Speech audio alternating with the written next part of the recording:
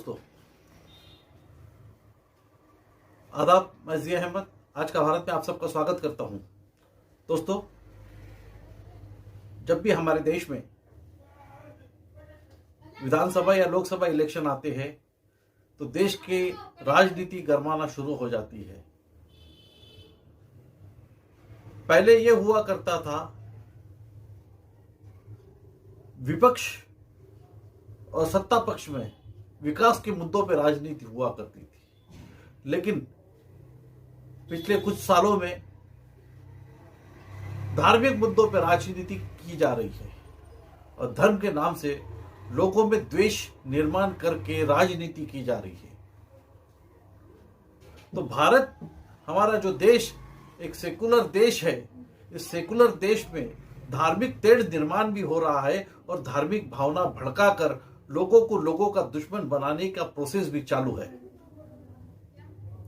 ऐसी अवस्था में अभी हाल ही में देश के अंदर में 5 विधानसभा इलेक्शन है और 1 साल बाद कर्नाटका में विधानसभा के इलेक्शन आ रहे हैं। तो दोस्तों, हाल ही में कर्नाटका में कुछ कॉलेजेस में, कुछ महाविद्यालयों में मुस्लिम बच्चियां जो वहां पे पढ़ती थी और जो नकाब पहन के, हिजाब पहन के जो जाती थी, उनके नकाब पहनकर, उनके हिजाब पहनकर कॉलेज में प्रवेश को निषिद्ध करार दे दिया गया, उनको बैन कर दिया गया है, उनको कॉलेज से हटाना गया है, उनको वापस भेज दिया गया है। सिर्फ धर्म के आधार पे नकाब का विरोध करके उनको कॉलेज से बाहर कर दिया गया है। तो दोस्तों, बात यहां पे आती है अब भारतीय लोकतंत्र की, भारतीय संविधान की।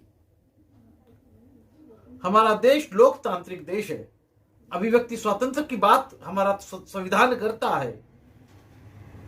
तो यहां पे अभिव्यक्ति स्वातंत्र की भी बात आती है, यहां पे भारतीय लोकशाही के बचाने की भी बात आती है।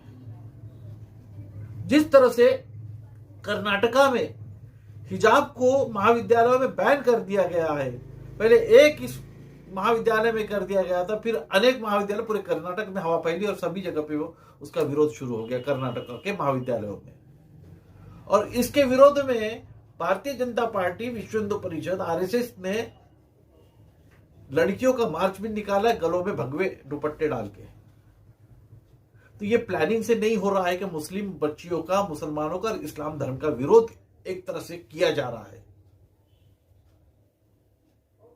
जिस तरह से सिख धर्मों में पगड़ी रखना बहुत लाजमी है, दाढ़ी, हथियार, कुछ चीजें ऐसे लाजमी है और वो जरूरी है धार्मिक हिसाब से, और भारतीय संविधान ने उसकी इजाजत भी दी है।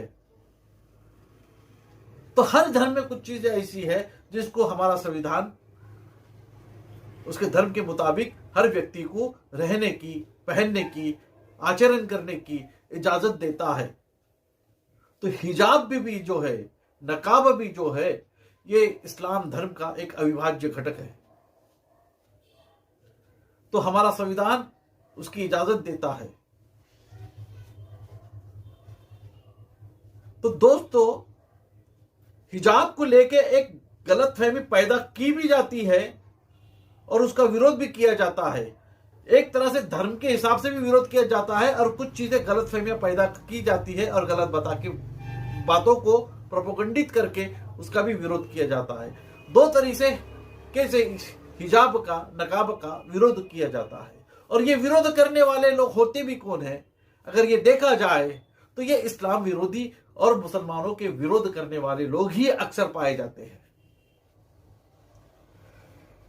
हम दुनिया में यह भी देखते हैं कि भाई बहुत सारे लोगों ने, जैसे कि आज यूरोप का एक बहुत बड़ा हिस्सा ले लीजिए, जहां पे तेजी से इस्लाम फैल रहा है और मुस्लिमेतर लोग खुद होके इस्लाम का स्टडी करके इस्लाम का स्वीकार कर रहे हैं। जहां पे शुरू में फ्रांस जैसे कंट्रीज में जहां पे पर्दे का, नकाब का, इस्लाम का विरोध हुआ है, आज उसी फ्रांस में इस्लाम का रेवोल्यूशन भी चालू हो गया है। जिस तरह से औरतों को नंगा किया जा रहा है एडवर्टाइजमेंट और बाकी चीजों में, फिल्मों के जरिए पे एक नंगापन प्रदर्शित किया जा रहा है, अश्लीलता को बढ़ावा दिया जा रहा है जगह जगह से, उसी तरह से देश के अंदर में हर जगह पे देखें बलात्कारों की संख्याएं बढ़ रही है। इस पे कोई कंट्रोलिंग सरकार नहीं कर पा रही है, ना कोई कर पा रहा है। उधर नकाब का विरोध और हिजाब का विरोध भी कर रहे हैं।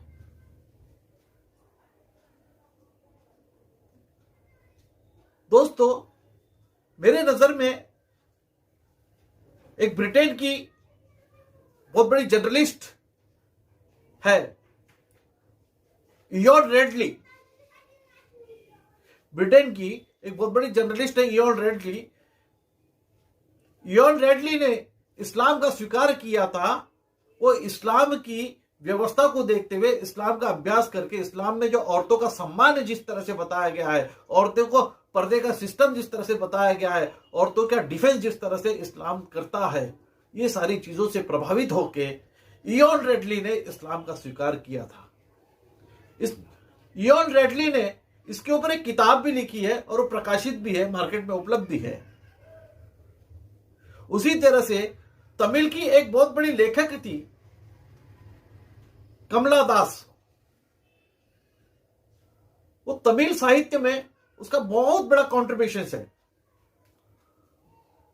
वो कमला दास ने भी इस्लाम का स्वीकार किया और फिर बाद में वो कमला दास से सुरैया दास हो जाती है और उन्होंने भी एक किताब लिखी है। उन्होंने भी जब इस बात का डिक्लेरेशन किया कि जो मुस्लिम क्यों बनी, उन्होंने भी इस बात का स्टेटमेंट दिया था उस टाइम पे प्रेस कॉन्फ्रेंस में कि मैंने इस्लाम में जिस तरह से औरतों की हिफाजत की गई है, औरतों का डिफेंस किया गया है, औरतों का सम्मान किया गया है, औरतों को भागीदारी दी गई है, जिस तरह से औरतों को नकाब के जरिए जिस तरह से उनका डिफेंस और उनकी सुरक्षा की गई है, ये सारी चीजों को ध्यान में रखते हुए मैं और इस्लाम को पसंद करके इस्लाम का स्वीकार करती हूँ। इस तरह से वो कमला दास ने सारे लोगों के सामने बात को डिक्लेयर करके इस्लाम का स्वीकार किया था।